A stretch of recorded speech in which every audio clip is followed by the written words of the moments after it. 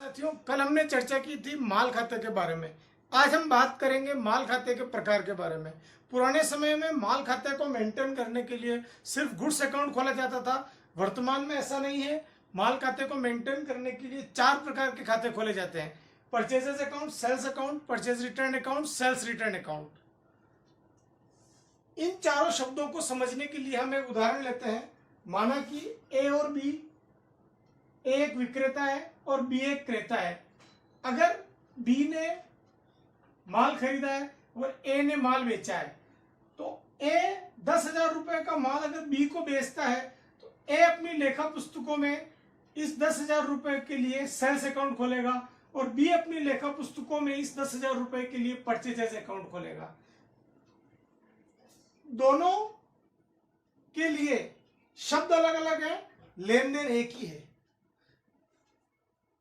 अब अगर कुछ कारणों से बी को यह माल पसंद नहीं आता है और वह पुनः ए को रिटर्न कर देता है, तो वह चाहे तो सारा माल रिटर्न कर सकता है या कुछ माल रिटर्न कर सकता है। इसके कई कारण हो सकते हैं, जैसे माल ऑर्डर के मुताबिक नहीं होना, है ना, वगैरह वगैरह, कुछ भी, कोई भी कारण हो सकता है।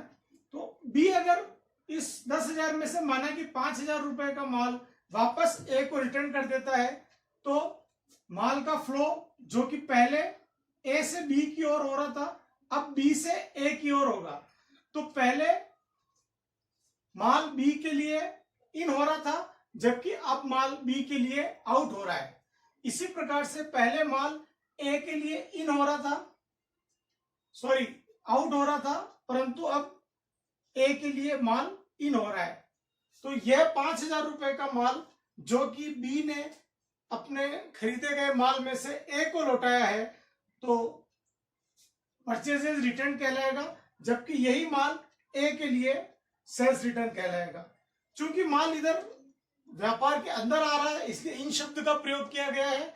यही कारण है कि सेल्स रिटर्न का दूसरा नाम रिटर्न इनवर्ड है और परचेज रिटर्न का दूसरा नाम रिटर्न आउटवर्ड है, क्योंकि माल बी के व्यापार से आउट हो रहा है।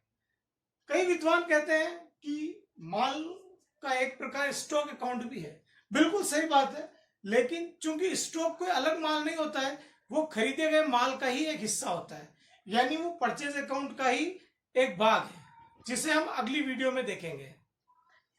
धन्यवाद।